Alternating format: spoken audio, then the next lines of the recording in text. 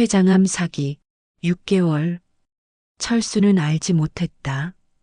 이것이 자신의 마지막 6개월의 시작이라는 것을. 8월의 무더운 오후, 분당 대학병원 종양내과 진료실에서 모든 것이 시작되었다. 김철수 환자분 CT와 조직 검사 결과가 나왔습니다. 박진우 의사의 목소리가 조심스러웠다. 최장암 사기로 확진됩니다. 아니, 그게 저요? 72세 김철수는 자신의 가슴을 가리켰다. 제가 최장암 사기라고요? 박 의사는 고개를 끄덕였다. 저는 별로 아프지도 않은데요. 그냥 소화가 좀 안 되어서. 철수의 목소리가 점점 작아졌다. 안타깝지만 췌장암은 초기 증상이 거의 없어서 늦게 발견되는 경우가 많습니다.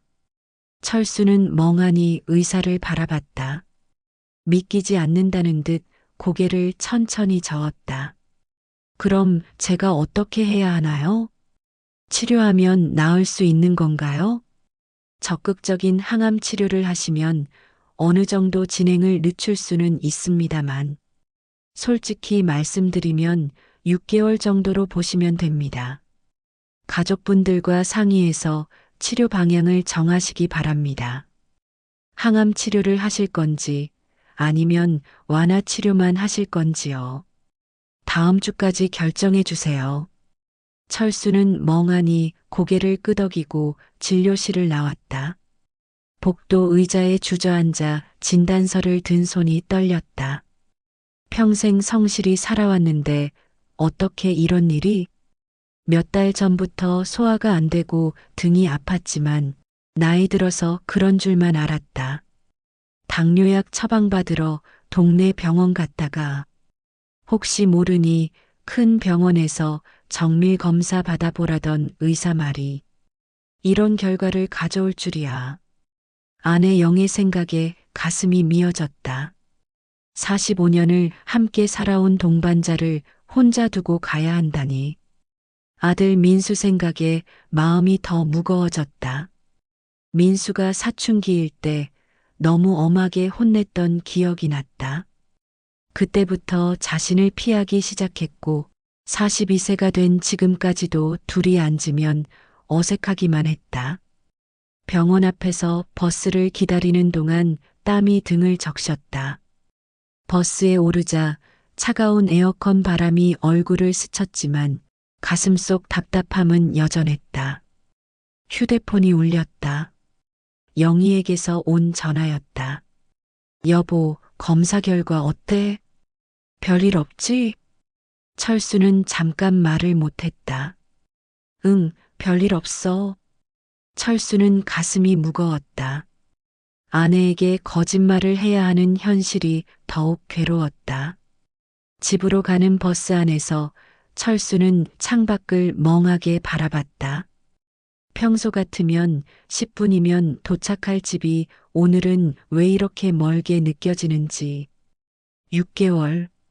의사의 말이 계속 머릿속을 맴돌았다. 내년 2월까지 봄을 볼 수 없다는 얘기였다. 철수는 고개를 저으며 눈물을 훔쳤다. 아직도 믿기지 않았다. 휴대폰이 또 울렸다. 이번에는 문자였다. 영희에게서 온 것이었다. 저녁에 뭐 먹을까? 갈비찜 해줄까? 평범한 일상의 문자가 가슴을 더욱 아프게 했다. 버스에서 내려 아파트 단지로 걸어가면서 철수는 주변을 천천히 둘러봤다.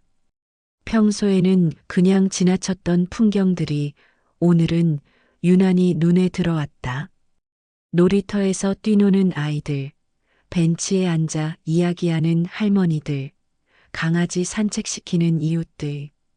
이 모든 일상을 몇 개월 후에는 볼 수 없다니. 엘리베이터에서 12층까지 올라가는 동안 철수는 마음의 정리를 했다. 일단 오늘은 평범하게 지내자.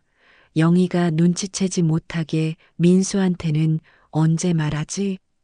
어떻게 말해야 할까? 먼저 관계부터 회복해야겠다. 현관문을 열자 영희가 반갑게 맞았다. 어서 와요. 더웠죠? 검사는 어땠어요? 응, 별일 없다고 하더라고. 철수는 일부러 밝게 말했지만 목소리가 평소보다 낮았다. 영희는 남편을 살폈다. 얼굴이 안 좋아 보이는데 무슨 일 있어요? 병원에서 오래 기다렸더니 좀 힘드네. 영희는 여전히 의심스러운 표정이었다. 정말 별일 없는 거죠? 뭔가 이상해 보이는데. 나이가 드니까 검사 받는 것도 힘들어. 철수는 애써 웃으려 했지만 어색했다. 하지만 영희의 눈빛은 쉽게 풀리지 않았다. 혹시 숨기는 거 없죠? 숨기는 게 뭐가 있어? 거짓말을 해야 하는 현실이 괴로웠다. 철수는 거실 소파에 앉아 평소와 달리 깊은 한숨을 쉬었다. 손이 미세하게 떨리는 것을 감추려고 주먹을 꽉 쥐었다. 거실벽에 걸린 결혼사진이 눈에 들어왔다. 28세와 25세의 젊은 부부. 그때는 이런 날이 올 줄 몰랐지. 저녁 준비할 테니까 좀 쉬세요. 갈비찜 해드릴까요? 뭐든 좋아. 철수는 식욕이 없었다. 영희가 부엌으로 가면서도 계속 남편을 힐끔거렸다. 부엌에서 영희가 요리하는 소리가 들렸다. 도마에 뭔가 썰어주는 소리, 가스레인지 켜는 소리, 냄비 뚜껑 여닫는 소리. 평범한 소리들이 오늘은 특별하게 다가왔다. 앞으로 몇 개월이나 더 들을 수 있을까? 철수는 진단서를 가방에서 꺼내 다시 봤다. 췌장암 사기. 현실이었다. 민수와 화해할 시간이 얼마나 될까? 영희에게는 언제 말해야 할까? 저녁 식사 시간이 다가왔다. 평범한 하루가 끝나가고 있었지만 철수에게는 인생에서 가장 무거운 하루였다. 그리고 이것은 시작에 불과했다. 저녁 식탁에 앉은 철수는 영희가 정성스럽게 준비한 갈비찜을 바라봤다. 평소 같으면 군침이 돌았을 텐데 오늘은 목구멍으로 넘어갈 것 같지 않았다. 맛있게 드세요. 오늘 고기가 참 좋더라고요. 영희가 밥그릇을 앞에 놓으며 말했다. 철수는 억지로 젓가락을 들었다. 고마워. 맛있겠네. 하지만 첫 술을 뜨자마자 속이 메스꺼웠다. 소화가 안 되는 건지 아니면 충격 때문인지 알 수 없었다. 왜 안 드세요? 입맛이 없어요? 아니야. 그냥 좀 피곤해서. 영희는 남편이 평소의 절반도 먹지 않는 모습을 지켜봤다. 뭔가 이상했다. 평소 같으면 갈비를 좋아했는데. 여보, 정말 병원에서 뭐라고 안 했어요? 응. 별일 없다니까. 철수는 고개를 들지 못하고 밥만 뒤적였다. 아내가 받을 충격을 생각하니 차마 말을 꺼낼 수가 없었다. 그런데 얼굴색이 영 안 좋아 보여요. 혹시 빈혈이라도. 괜찮다니까. 너무 걱정하지 마. 목소리가 평소보다 날카로웠다. 영희는 깜짝 놀랐다. 남편이 이렇게 짜증을 내는 건 드문 일이었다. 아, 미안해요. 괜히 계속 물어봐서. 철수는 자신이 화를 낸 것을 후회했다. 미안해. 내가 좀 예민해졌나 봐. 식사를 마친 후 철수는 평소보다 일찍 침실로 들어갔다. 영희는 설거지를 하면서도 계속 신경이 쓰였다. 분명히 뭔가 숨기고 있었다. 침대에 누운 철수는 천장을 바라보며 생각했다. 민수 생각이 떠올랐다. 마지막으로 제대로 대화한 게 언제였을까? 작년 추석 때? 그때도 어색한 인사만 나누고 말았다. 이제라도 전화를 걸어볼까? 하지만 뭐라고 말하지? 영희가 침실로 들어왔다. 좀 어때요? 열은 없는 것 같은데. 응, 괜찮아. 영희는 남편 곁에 누우며 말했다. 오늘 하루 종일 이상했어요. 뭔가 숨기는 것 같고. 철수는 가슴이 철렁했다.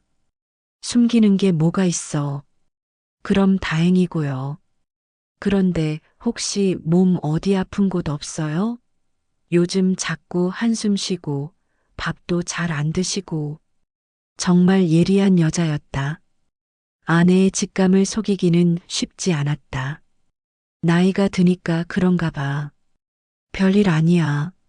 내일 병원에 다시 가볼까요? 뭔가 놓친 게 있을 수도 있잖아요. 철수는 대답하지 않았다. 이번 주 안에 병원에 답을 해야 한다. 항암 치료를 할 건지 말 건지. 하지만 그걸 영희에게 어떻게 설명하지? 여보, 잠들었어요? 아니야. 우리 내일 민수한테 전화해 볼까요? 요즘 너무 연락도 없고. 철수는 놀랐다.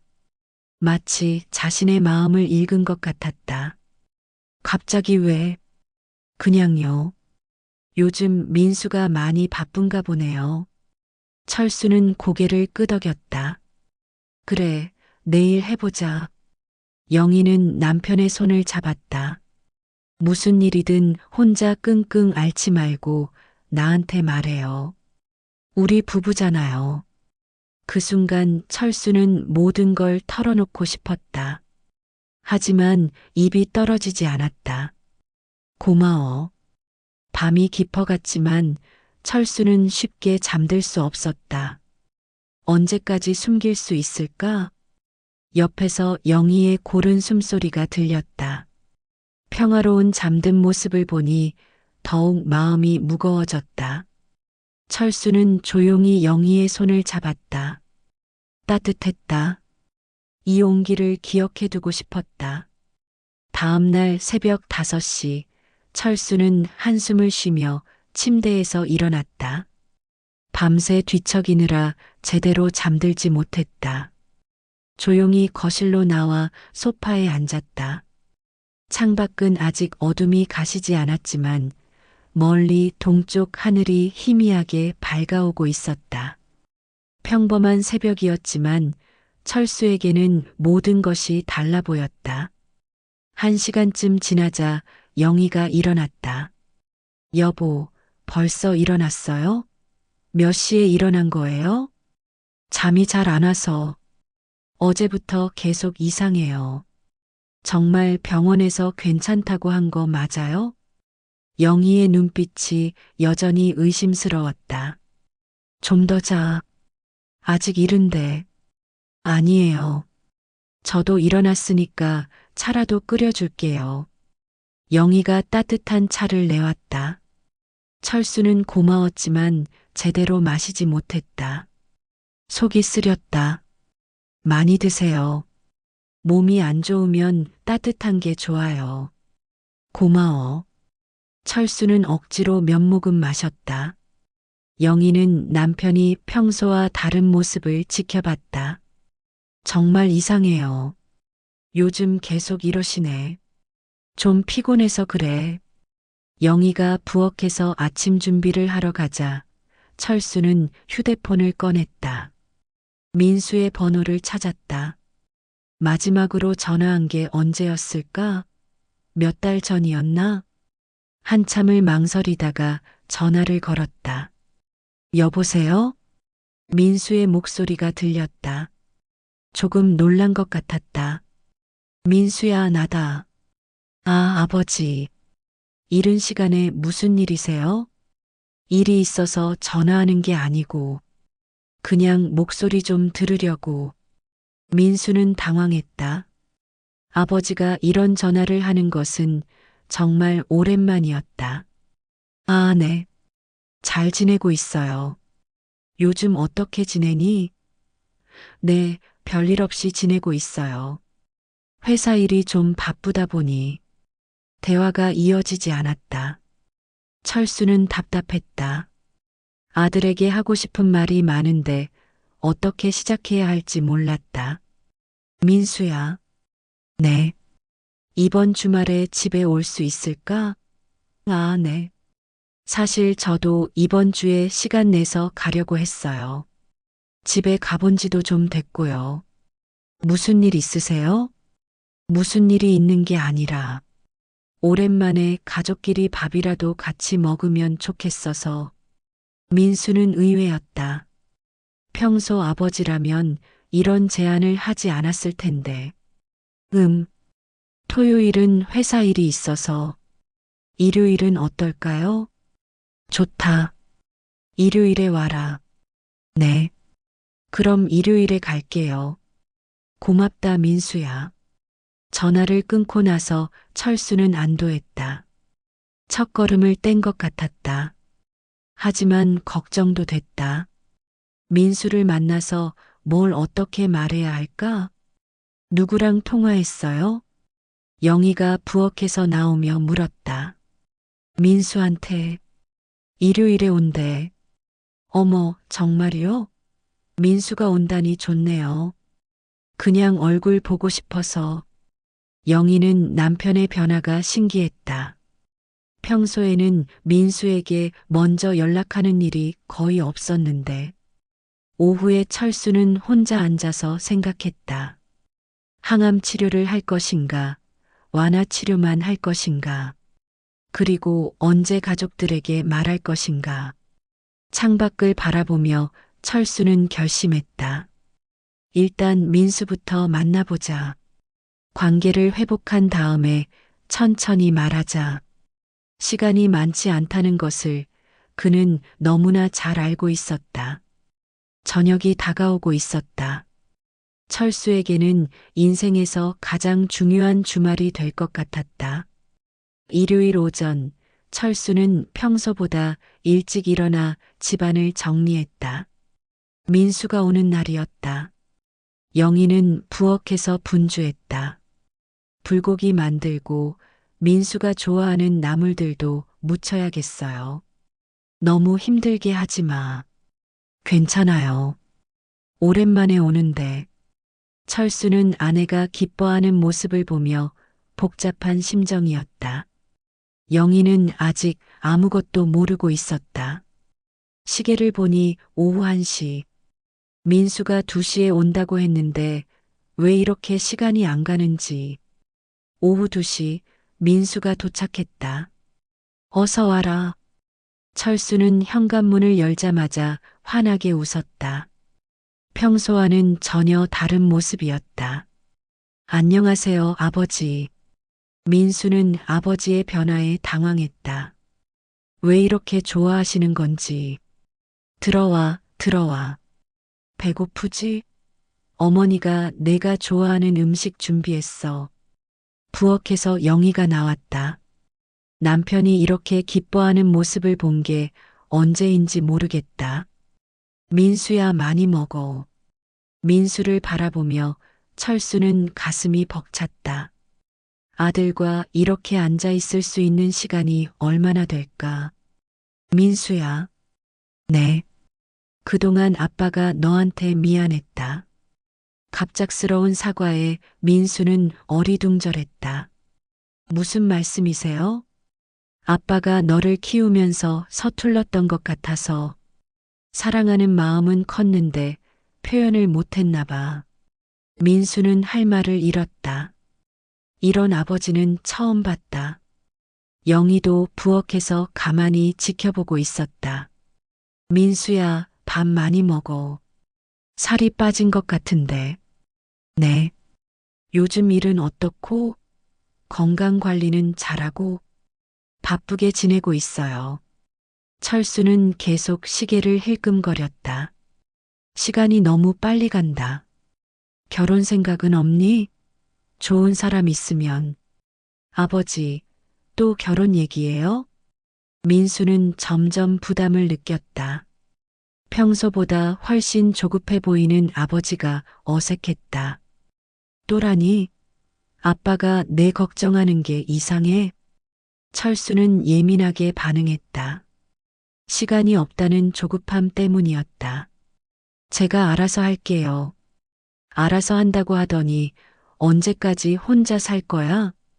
아버지는 항상 그러시네요. 민수의 목소리가 차가워졌다. 영희는 부엌에서 나와 말했다. 자, 민수야. 밥 먹자. 아버지랑 너무 진지한 얘기만 하지 말고. 항상 그렇다는 게 뭐야? 제가 뭘 해도 마음에 안 드시잖아요. 영희는 분위기가 험악해지는 걸 보고 말했다. 여보, 민수 오랜만에 왔는데 왜 그래요? 민수야, 아버지가 요즘 좀 예민하시니까 이해해줘. 아빠는 내가 걱정돼서. 걱정이 이런 건가요? 그때 철수가 일어나면서 주머니에서 약봉지가 떨어졌다. 아, 이거. 철수는 당황해서 서둘러 주우려 했지만 민수가 먼저 봤다. 아버지, 무슨 약이 이렇게 많아요? 민수는 떨어진 약봉지들을 보며 생각했다. 정말 별일 없다고 하신 게 맞나? 뭔가 석연치 않았다. 철수의 얼굴이 하얘졌다. 아빠가 미안하다. 또 같은 실수를 했네. 철수는 약 문제를 넘어가려 했다. 아빠는 정말 너를 사랑해. 그런데 어떻게 표현해야 할지 모르겠어. 아버지 마음은 알겠어요. 그런데 이 약들은 뭐예요? 민수는 약이 계속 신경 쓰였다. 그냥 소화가 안 돼서. 민수는 뭔가 이상하다고 느꼈지만 더 묻지 않았다. 일단은 저를 믿어주세요. 알겠어. 아빠가 노력해 볼게. 저도 노력할게요.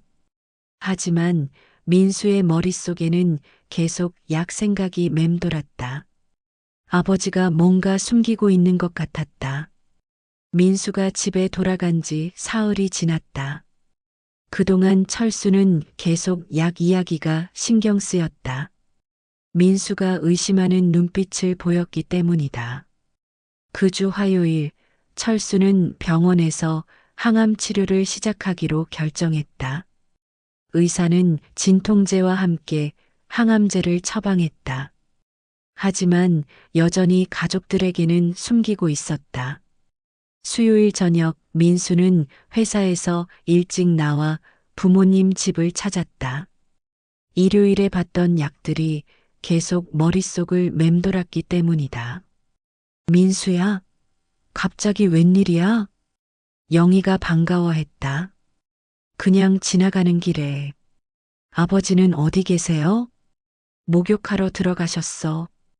곧 나오실 거야. 민수는 거실에 앉아 기다렸다.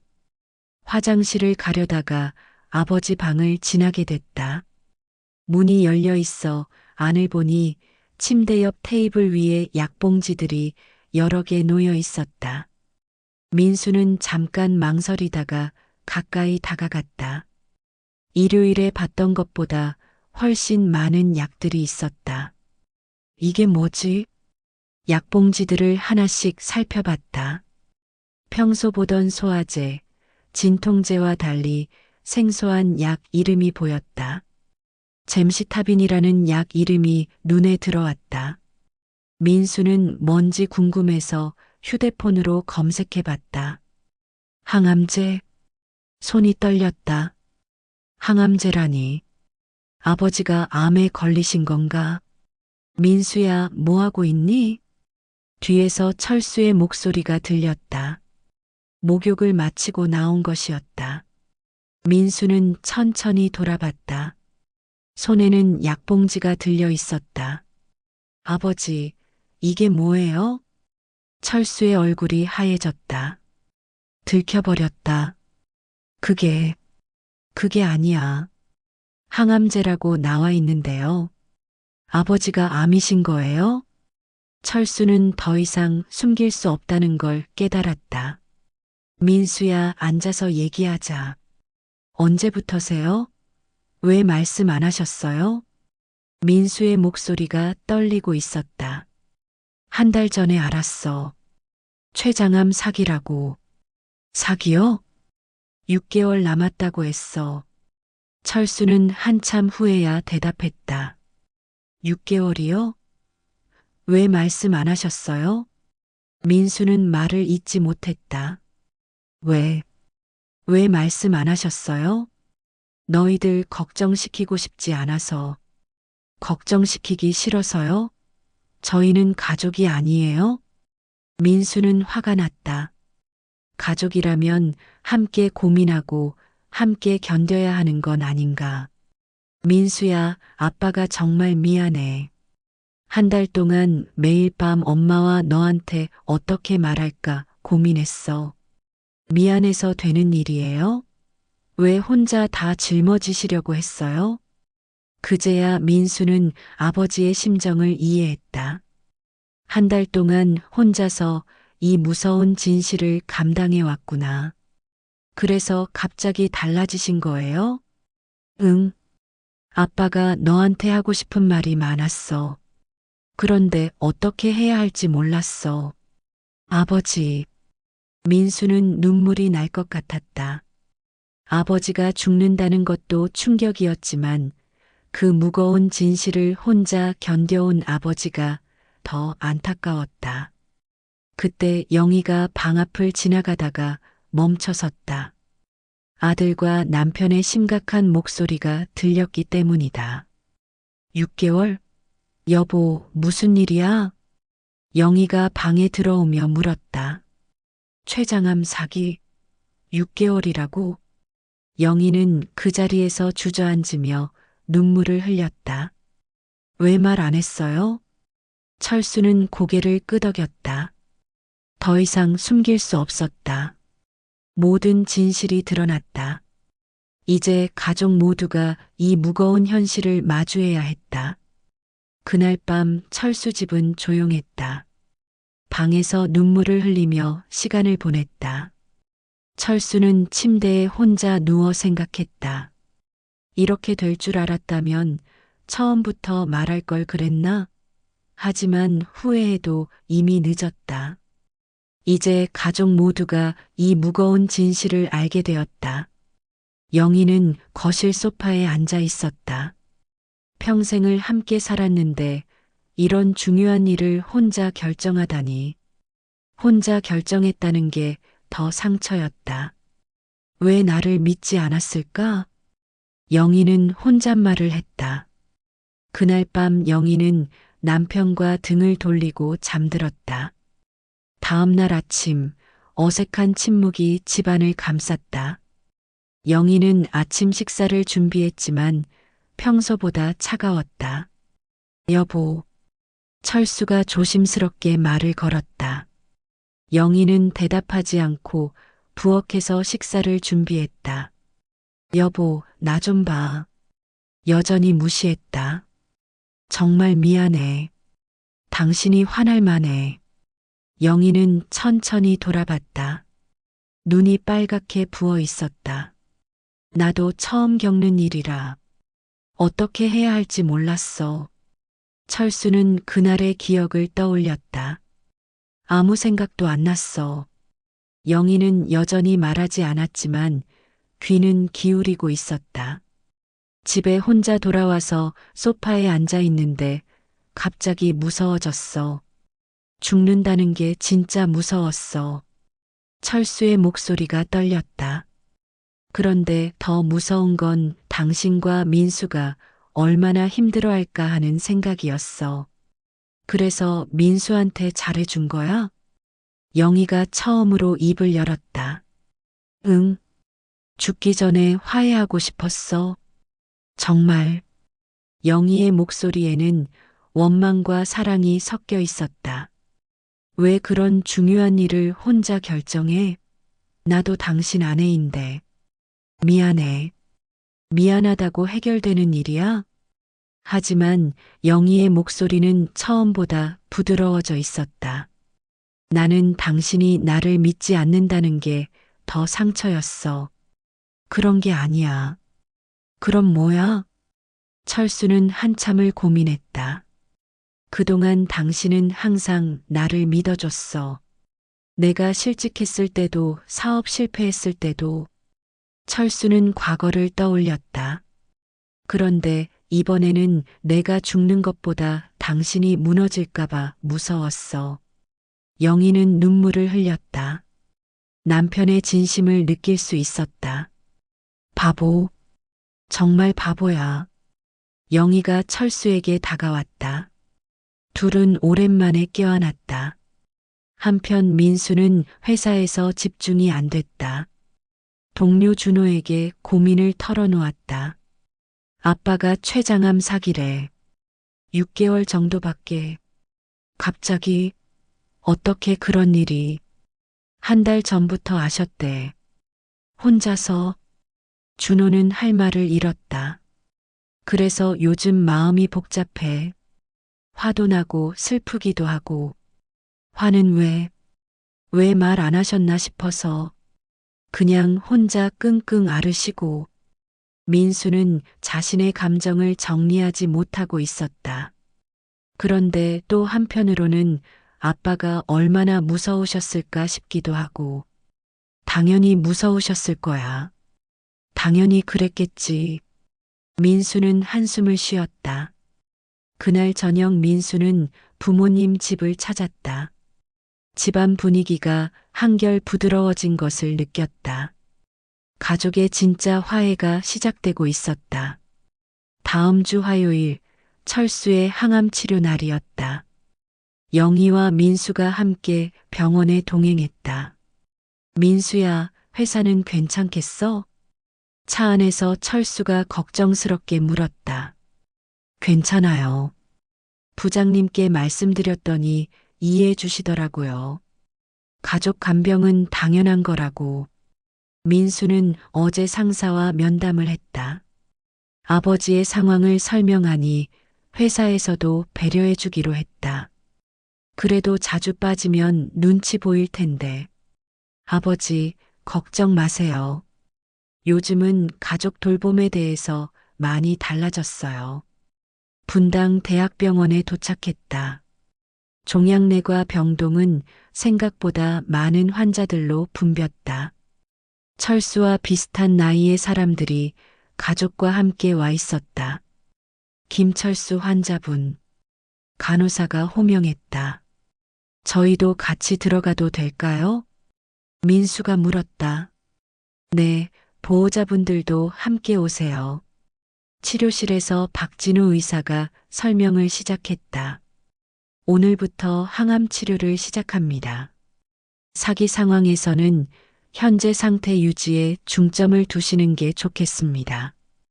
부작용은 어떤 게 있나요? 민수가 질문했다. 피로감, 메스꺼움이 주된 부작용입니다. 잼시타빈은 비교적 부작용이 적은 편이에요. 얼마나 자주 받아야 하나요? 주 1회 3주 투여하고 1주 휴식하는 주기로 진행합니다. 철수는 간호사가 주사 준비하는 모습을 지켜봤다. 생각보다 긴장됐다. 아버지, 괜찮으세요? 응, 괜찮아. 하지만 철수의 손은 미세하게 떨리고 있었다. 영희가 남편의 손을 잡았다. 여보, 우리가 같이 있잖아.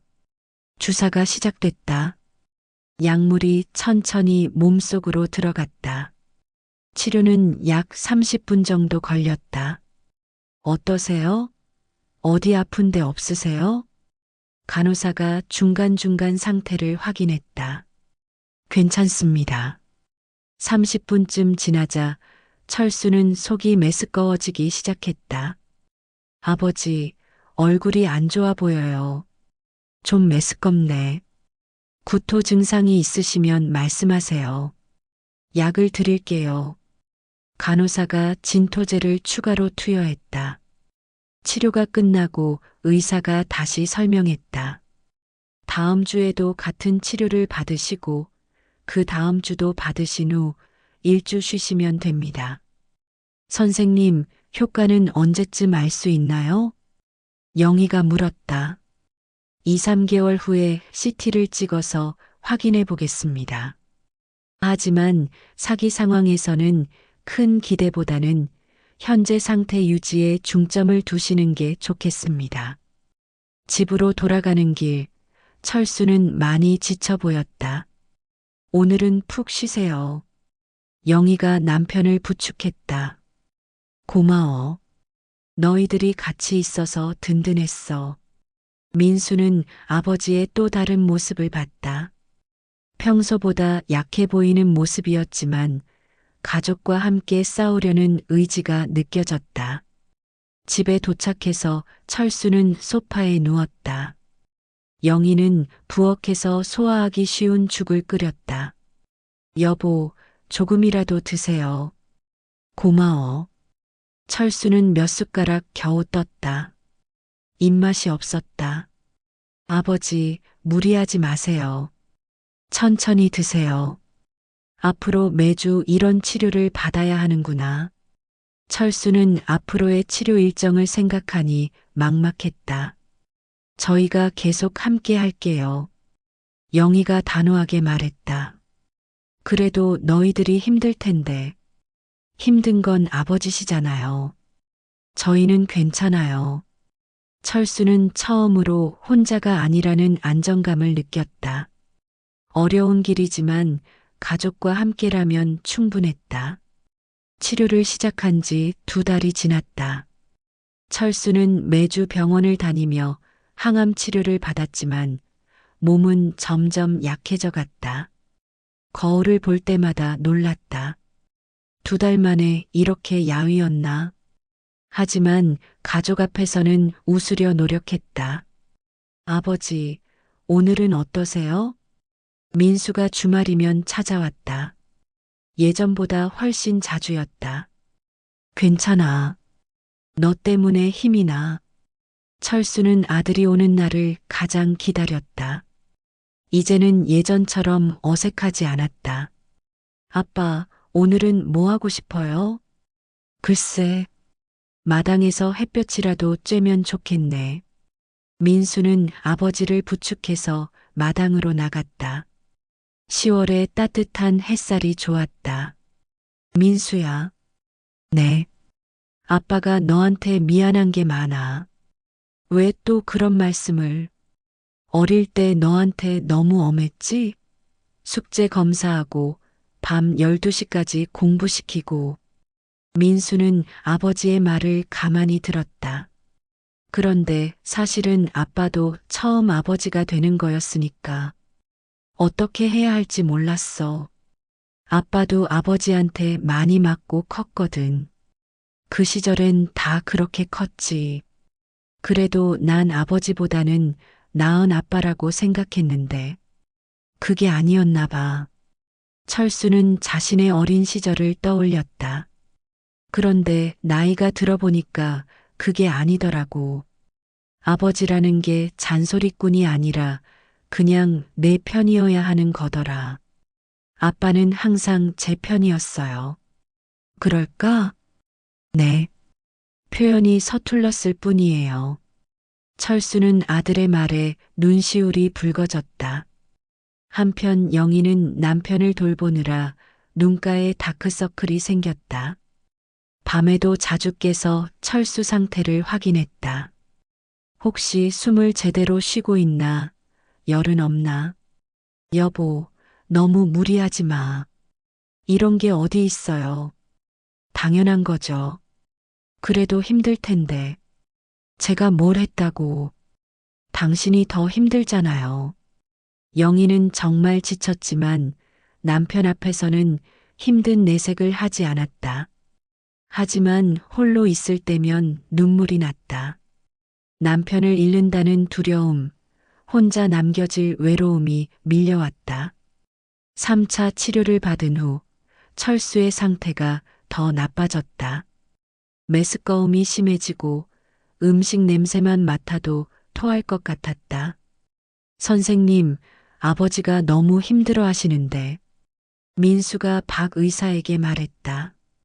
부작용이 예상보다 심하게 나타나고 있습니다.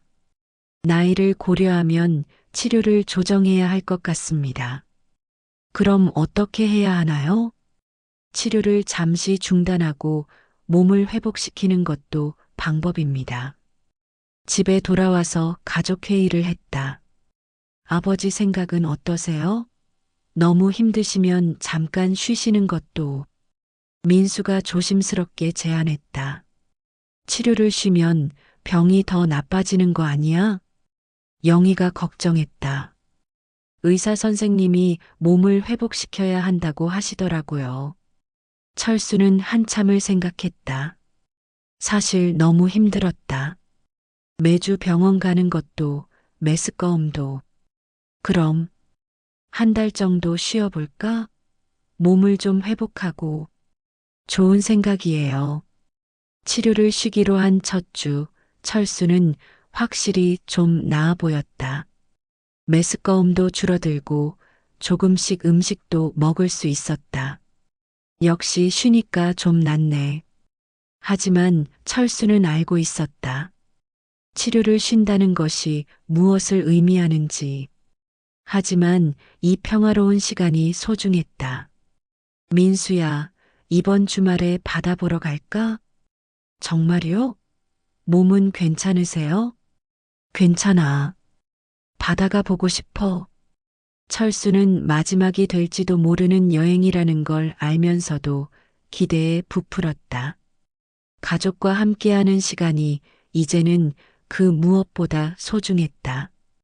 가족은 오랜만에 여행 계획을 세우기 시작했다. 남은 시간을 의미 있게 보내고 싶었다. 다음 주 토요일 가족은 강릉으로 떠났다. 철수가 바다를 보고 싶다고 해서 정한 곳이었다. 민수가 운전하고 부모님이 뒷자리에 앉았다. 민수야, 너무 빠르게 가지 마. 네, 아빠. 철수의 잔소리가 예전처럼 짜증나지 않았다. 오히려 정겨웠다. 여보, 저기 보여? 우리가 신혼 때 갔던 펜션. 아, 정말이네. 아직도 있구나. 부모님은 추억에 젖어 있었다. 영희는 남편이 많이 야위었지만 표정만은 편안해 보여서 다행이었다. 강릉에 도착해서 바다를 보자 철수는 깊은 숨을 쉬었다. 역시 바다는 좋네. 10월 말에 바다는 조금 쌀쌀했지만 햇살은 따뜻했다. 왜 바다를 보고 싶으셨어요? 바다를 보면 마음이 편해져. 이렇게 넓고 크니까. 민수는 아버지의 의미를 이해했다. 죽음을 앞둔 사람에게 바다의 광활함이 위로가 될 수도 있겠다. 점심 먹으러 가볼까? 횟집에 들어갔다. 철수는 요즘 입맛이 없었지만 오늘은 달랐다. 아빠, 뭐 드실래요? 전복죽 같은 거 있을까? 사장님, 전복죽 있나요? 네, 있어요. 푹 끓여서 부드럽게 해드릴게요. 어머니는 뭐 드실래요? 나도 전복죽으로 할까? 가족은 오랜만에 편안하게 식사했다. 철수도 평소보다 많이 드셨다. 맛있네. 오랜만에 속이 편하게 먹었어. 많이 드세요, 아빠. 응. 식사 후 바닷가를 걸었다. 철수는 중간중간 쉬어야 했지만 싫어하지 않았다. 아빠 힘드시면 차에서 쉬세요. 괜찮아. 오랜만에 가족끼리 나온 건데. 하지만 10분쯤 걷자 철수는 숨이 차기 시작했다. 예전 같지 않았다. 잠깐 쉬었다 갈까요? 그래도 될까? 괜찮아. 근처 벤치에 앉아서 잠깐 쉬었다. 바다바람이 시원했다. 숨 좀 돌리셨어요? 응, 이제 괜찮아. 영희가 남편의 팔을 잡았다. 여보, 우리 사진 찍을까? 좋지. 민수는 부모님의 사진을 찍어드렸다. 바다를 배경으로 한 사진. 아버지는 많이 야위셨지만 표정만은 편안해 보였다. 우리도 같이 찍어요. 세 식구가 함께 찍은 사진. 언제 이후로 가족 사진을 찍은 게 얼마만인지 모르겠다. 오늘 정말 좋았다. 집으로 돌아가는 길, 철수는 뒷자리에서 만족스럽게 말했다. 저도요, 아빠. 이런 시간이 더 많았으면 좋겠는데. 민수는 백미러로 아버지를 보았다. 아쉬워하시는 표정이었다. 앞으로도 자주 나와요. 그럴까? 네. 체력이 허락하시는 한. 좋겠네. 그날 밤 집에 도착해서 철수는 영희에게 말했다. 오늘 정말 행복했어. 나도. 민수도 많이 달라진 것 같고. 그러게. 예전에는 빨리 집에 가려고 했는데 오늘은 계속 같이 있으려고 하더라. 우리 아들 좋은 아들이야. 당연하지. 철수는 만족스러웠다. 이런 시간이 더 많다면. 하지만 현실은 달랐다. 다음 주부터 철수의 몸은 다시 나빠지기 시작했다. 치료를 쉰 지 2주가 지나자 복부 통증이 심해졌다. 여보, 배가 많이 아파요? 좀 그런 것 같아. 영희는 걱정이 됐다. 치료를 너무 오래 쉰 건 아닐까? 병원에 가봐야 하는 거 아니야? 며칠 더 지켜보자. 하지만 통증은 점점 심해졌다. 진통제를 먹어도 효과가 별로 없었다. 민수한테 전화해야겠어. 영희는 아들에게 연락했다. 민수야, 아버지가 많이 아파하시는데. 지금 바로 갈게요. 민수는 회사에서 급하게 나와 부모님 집으로 향했다. 아버지의 상태가 예상보다 빨리 나빠지고 있었다. 민수가 도착했을 때 철수는 침대에서 몸을 웅크린 채 신음하고 있었다. 11월 말의 찬바람이 창틈으로 스며들어 방 안을 더욱 을씨년스럽게 만들었다. 아버지. 철수의 얼굴은 밀랍처럼 누렇게 뜨고 눈동자는 깊숙이 들어가 있었다. 2주 전 강릉 바다에서 미소 지었던 그 사람이 맞나 싶을 정도로 변해 있었다. 민수야, 배가 칼로 찌르는 것 같아. 영희가 떨리는 손으로 남편의 이마에 젖은 수건을 올렸다. 그녀의 눈가는 며칠째 잠 못 이룬 흔적이 역력했다. 응급실 복도는 하얀 형광등 불빛으로 가득했다. CT 촬영 결과를 기다리는 동안 민수는 초침 소리가 이렇게 크게 들리는 줄 몰랐다. 가족분이세요? 담당이가 나타났다. 그의 표정에서 이미 결과를 짐작할 수 있었다. 간으로 전이가 많이 진행됐습니다. 복막에도. 의사의 말은 메아리처럼 울렸다. 길어야 1달에서 2달. 영희가 복도 벤치에 주저앉았다. 민수는 어머니의 어깨를 붙잡으며 자신도 무너질 것만 같았다. 지금 상태로는 통증 완화에 집중하는 게 좋겠습니다. 철수는 의외로 담담했다. 집에 가고 싶어.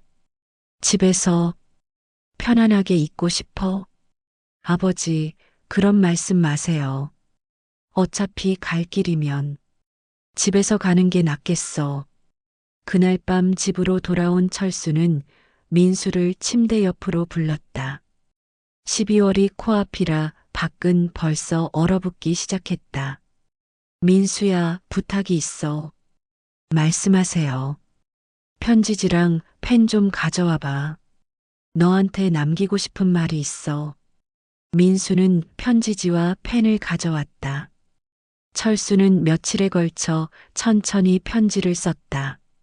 손에 힘이 없어서 글씨가 삐뚤빼뚤했지만 한 글자 한 글자 정성을 다했다.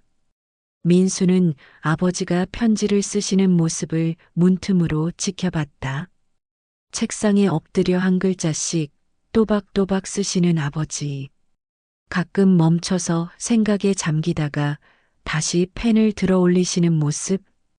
그 뒷모습이 어쩐지 너무 외로워 보였다. 민수는 울컥했다. 편지를 다 쓰고 나서 철수는 조심스럽게 접어 봉투에 넣었다. 그리고 떨리는 손으로 봉투 겉면에 민수에게라고 적었다. 민수야, 네, 아빠. 아빠가 죽고 나서 읽어. 약속해. 아빠, 그런 얘기하지 마세요. 꼭 약속해. 네, 약속할게요. 그 후 보름 동안 철수는 하루하루 작아져 갔다. 민수는 회사에 장기 휴직을 신청했다. 마지막 순간들을 놓치고 싶지 않았다. 12월, 밖은 온통 하얀 눈으로 덮였다. 철수는 대부분 잠들어 있었지만 가끔 깨어나면 창밖 눈 내리는 모습을 오래 바라보곤 했다. 12월의 을씨년스러운 추위가 집안까지 스며들었다. 창밖 나뭇가지에 쌓인 눈이 아버지의 하얀 머리카락을 닮았다. 거실의 벽시계만이 째깍째깍 시간의 흐름을 알렸다. 예쁘다. 눈이. 그날 밤 민수는 아버지 옆에서 밤새 깨어 있었다. 아버지의 거친 숨소리가 점점 약해져 갔다. 가끔 헛소리를 하실 때도 있었다. 민수야, 학교 늦겠다. 빨리. 어린 시절로 돌아가신 것 같았다. 민수는 아버지의 손을 꼭 잡고 있었다. 이 손이 차가워지는 걸 느끼고 싶지 않았다. 12월 13일 새벽 3시, 눈발이 거세게 몰아치던 밤이었다. 철수는 가족들이 지켜보는 가운데 마지막 말을 남겼다. 민수야, 네, 아빠. 고마웠다. 정말로. 마지막에라도 너와 가까워져서. 아빠, 저도 고마웠어요. 여보, 평생 고생만 시키고 고마워. 영희가 남편의 손을 꽉 잡았다. 여보, 나도 행복했어요. 사랑해. 여보, 민수야. 정말. 철수는 마지막으로 미소를 지으며 천천히 눈을 감았다. 그의 얼굴은 오랜만에 평화로웠다. 영희가 남편의 차가워져가는 손을 꼭 잡았다. 여보, 고생 많이 했어요. 민수는 아버지의 다른 손을 꼭 잡으며 마지막 인사를 했다. 72년간의 인생, 평범하지만 사랑으로 가득했던 한 남자의 이야기가 그렇게 끝났다. 창밖에서는 여전히 눈이 내리고 있었다. 하얗고 조용한 눈이 마치 아버지의 마지막 인사처럼. 장례를 치른 지 일주일이 지났다. 집은 조용했다. 조문객들이 떠나고 나니 더욱 적막했다. 영희는 부엌에서 혼자 차를 끓이며 멍하니 앉아 있었다. 평생을 함께한 남편 없는 집이 이렇게 낯설 줄 몰랐다. 민수는 아버지 방에서 유품을 정리하고 있었다. 책상 위에 놓인 안경, 늘 읽으시던 신문들. 모든 것이 아버지를 떠올리게 했다. 민수는 윗옷 안주머니에서 아버지가 주신 편지를 꺼냈다. 장례 준비에 바빠서 아직 읽지 못했던 편지였다. 민수에게라고 적힌 글씨가 삐뚤빼뚤했지만 정성이 느껴졌다. 어머니, 아버지 편지. 함께 볼까요? 영희가 방으로 들어왔다. 남편의 마지막 편지를 보니 눈물이 났다. 그래, 읽어보자꾸나. 민수는 조심스럽게 봉투를 열었다. 편지지 2장에 빼곡히 적힌 아버지의 글씨가 나타났다. 사랑하는 아들 민수에게, 너에게 꼭 하고 싶은 말들이 있어서 이렇게 편지를 쓴다. 미안해, 민수야. 좋은 아버지가 되려고 노력했지만 부족했던 것 같아. 엄마랑 아빠가 오랫동안 아이가 생기지 않아서 포기하고 있었는데 내가 와줘서 정말 기적 같았어. 그래서 더 소중하고 더 걱정도 많이 했나 봐. 잔소리도 많이 했고 내 마음을 이해하지 못했던 때도 많았지. 너는 그냥 있는 그대로도 좋은 아들이었는데 아빠는 늘 만족이 없었나 보구나. 정말 미안해. 그런데 고맙기도 해. 내 아들로 태어나줘서, 그리고 마지막에 이렇게 돌봐줘서, 내 덕분에 아빠는 진짜 행복했어. 너의 모든 순간이 선물이었어. 아빠는 너를 정말 사랑해. 이 말을 평생에 몇 번이나 해줬는지 모르겠다. 아마 많이 못 해줬을 거야. 그래서 지금이라도 말할게. 민수야, 아빠는 너를 조건 없이 사랑해. 있는 그대로. 아빠가 없어도 잘 살아줘. 좋은 사람 만나서 결혼도 하고 아이도 낳고. 그때 내가 아버지가 되면 아빠의 마음을 이해하게 될 거야. 자식이라는 건 그런 거더라. 무조건적인 사랑. 엄마 잘 돌봐줘. 아빠가 가장 걱정하는 게 엄마야. 평생을 함께 살았는데 혼자 남겨두고 가려니 마음이 아프구나. 엄마는 강해 보여도 속은 여려.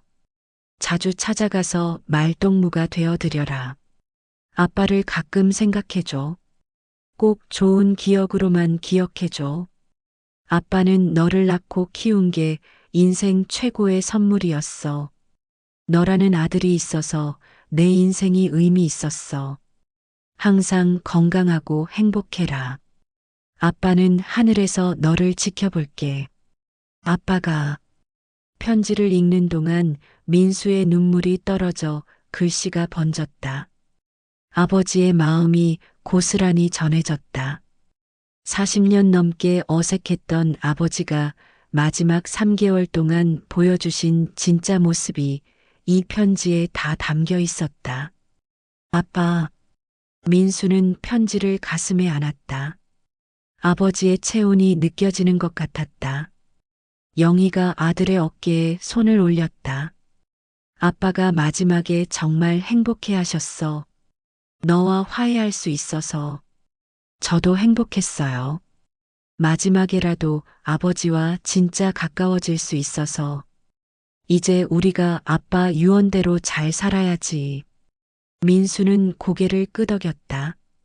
아버지의 마지막 부탁들을 하나씩 지켜나가야 했다.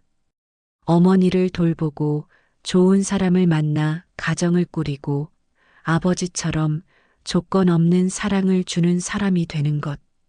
그날 밤 민수는 편지를 다시 읽었다.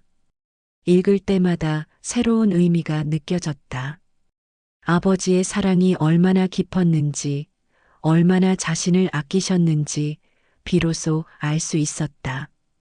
아빠 약속할게요. 창밖에는 별이 빛나고 있었다. 아버지가 하늘에서 지켜보고 계시는 것 같았다. 민수는 아버지의 편지를 소중히 간직하기로 했다. 언제나 읽어볼 수 있도록, 아버지의 사랑을 잊지 않도록. 아버지의 마지막 선물은 죽음이 아니라 사랑이었다. 그 사랑은 이제 민수의 마음속에서 계속 살아갈 것이다. 5개월이 지났다. 민수는 아버지와의 약속을 하나씩 지켜가고 있었다.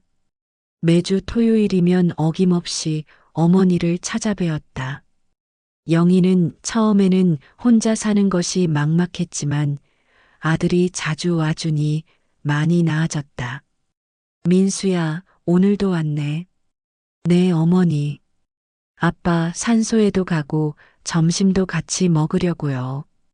아버지 산소는 집에서 멀지 않은 곳에 있었다. 민수와 영희는 함께 산소를 찾았다. 봄이 와서 주변에 진달래가 피어 있었다. 여보, 민수가 또 왔어요. 요즘 정말 자주 와요. 영희는 남편의 묘비 앞에서 말했다. 민수는 아버지께 근황을 말씀드렸다. 아빠, 저 요즘 잘 지내고 있어요. 회사 일도 열심히 하고 있고요. 집으로 돌아와 점심을 먹으며 영희가 말했다. 민수야, 너 요즘 좋은 사람 없니? 글쎄요. 아직은. 아빠가 그렇게 손자 얼굴 보고 싶어 하셨는데. 민수는 아버지의 편지를 떠올렸다. 좋은 사람 만나서 결혼도 하고 아이도 낳고 아버지의 바람이었다. 아직 특별한 만남이 없어서요. 그래, 억지로 할 일은 아니지. 그런데 너무 늦으면 안 되고, 영희는 아들 걱정을 하면서도 재촉하지는 않았다. 남편이 마지막에 보여준 모습을 보면서 많은 것을 깨달았기 때문이다. 한 달 후 민수는 회사 동료 준호를 통해 소개팅을 하게 되었다. 상대는 초등학교 교사인 수진이었다. 처음 만났을 때 민수는 그녀의 따뜻한 미소에 마음이 끌렸다. 안녕하세요. 민수 씨 많이 들었어요. 저도요. 선생님이시라고 들었는데. 네, 아이들 가르치는 일이 힘들지만 보람 있어요. 대화를 나누며 민수는 수진의 착한 마음씨를 느낄 수 있었다. 아이들을 사랑하는 마음, 가족을 소중히 여기는 생각들이 아버지가 좋아하실 만한 사람이라는 생각이 들었다. 부모님은 어떻게 지내세요? 아버지는 작년에 돌아가셨고 어머니 혼자 계세요. 아, 그러셨구나. 힘드셨겠어요. 수지는 진심 어린 위로를 해주었다. 민수는 그녀의 따뜻함에 마음이 편해졌다. 두 번째 만남에서 민수는 아버지 이야기를 조금 더 했다. 아버지가 마지막에 저한테 편지를 남겨주셨어요. 좋은 사람 만나서 행복하게 살라고. 정말 좋은 아버지시네요. 네. 마지막 몇 개월 동안 많이 가까워질 수 있었어요. 수지는 민수의 이야기를 진지하게 들어주었다. 그리고 자신의 이야기도 털어놓았다. 저도 아버지가 일찍 돌아가셔서 마지막에 못다 한 말이 많아서 아쉬워요. 두 사람은 서로의 아픔을 이해할 수 있었다. 그것이 더 가깝게 만들어 주었다. 3개월 후 민수는 수진을 어머니께 소개했다. 어머니, 소개해드릴 분이 있어요. 어서 와요. 민수가 많이 얘기했어요. 영희는 수진을 보자마자 마음에 들어했다. 예의 바르고 착해 보였기 때문이다. 어머니, 안녕하세요. 김수진입니다. 어머, 정말 예쁘네. 선생님이라고 들었는데. 네, 초등학교에서 아이들 가르치고 있어요. 점심을 함께 먹으며 영희는 수진에게 여러 가지를 물어봤다. 가족 이야기, 일 이야기, 앞으로의 계획들. 수진은 성실하게 대답했다. 우리 민수 잘 부탁해요. 저야말로 잘 부탁드려요, 어머니. 민수는 어머니가 수진을 마음에 들어 하시는 것을 보고 안심했다. 아버지도 분명 좋아하셨을 거라는 생각이 들었다. 그날 밤 영희는 남편의 사진에게 말했다. 여보, 민수가 좋은 사람 만났어요. 참 착한 아이예요. 당신이 보셨으면 정말 좋아하셨을 텐데. 아버지의 빈자리는 컸지만 새로운 사랑이 그 빈자리를 조금씩 채워주고 있었다. 민수는 아버지의 가르침대로 수진을 소중히 여기며 진실한 사랑을 키워가기 시작했다. 1년이 흘렀다. 민수와 수진의 관계는 깊어져 갔다. 서로의 상처를 이해하고 아픔을 달래주는 사이가 되었다. 어느 가을 저녁 민수는 수진에게 청혼했다.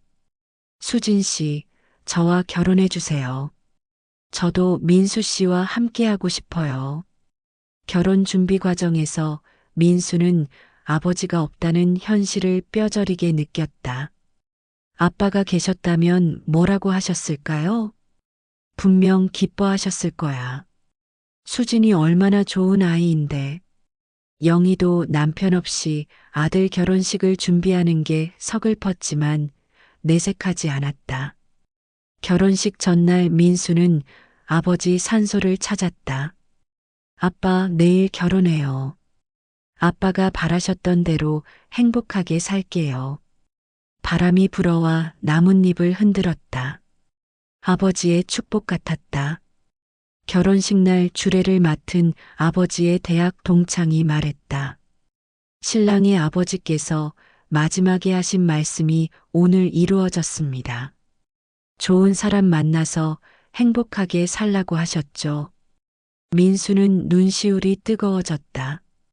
빈자리가 크게 느껴졌지만 아버지가 함께 계시는 것 같았다. 신혼생활은 평범하지만 행복했다. 수지는 민수의 과묵함을 이해했고 민수는 수진의 따뜻함에 마음의 위로를 받았다. 2년 후 수진이 임신했다는 소식을 들었을 때 민수는 산소를 찾았다. 아빠, 저희에게 아이가 생겼어요. 아빠의 손자예요. 몇 달 후 아들이 태어났다. 병원에서 갓 태어난 아들을 아는 순간 민수는 아버지의 마음을 비로소 이해했다. 아, 이런 기분이었구나. 세상에서 가장 소중한 걸 받은 기분. 민수는 아들에게 속삭였다. 아들아, 아빠가 너를 정말 사랑해. 조건 없이 있는 그대로. 밤늦게 깨어 우는 아들을 달래면서 새벽에 기저귀를 갈아주면서 첫 이유식을 먹이면서 민수는 매 순간 아버지를 떠올렸다. 아버지도 이렇게 나를 키우셨구나. 이렇게 사랑하셨구나. 아들이 처음 아빠라고 불렀을 때 민수는 울컥했다. 그 순간 아버지가 얼마나 기뻤을지 알 것 같았다. 아들이 돌이 되던 날 민수는 아버지 산소를 찾았다. 이제 걸음마를 시작한 아들을 데리고 갔다. 아빠, 손자예요. 정말 건강하게 자라고 있어요. 아들이 무덤 앞에서 아장아장 걸으며 손을 흔들었다. 마치 할아버지께 인사하는 것 같았다. 그날 밤 잠든 아들을 보며 민수는 다짐했다. 아버지처럼 조건 없는 사랑을 주는 아버지가 되겠다고. 아버지의 사랑은 이렇게 대를 이어 전해졌다. 죽음이 끝이 아니라 또 다른 사랑의 시작이었다. 오늘 이야기가 마음에 드셨다면 구독과 좋아요 부탁드려요. 다음 이야기에서 또 만나요.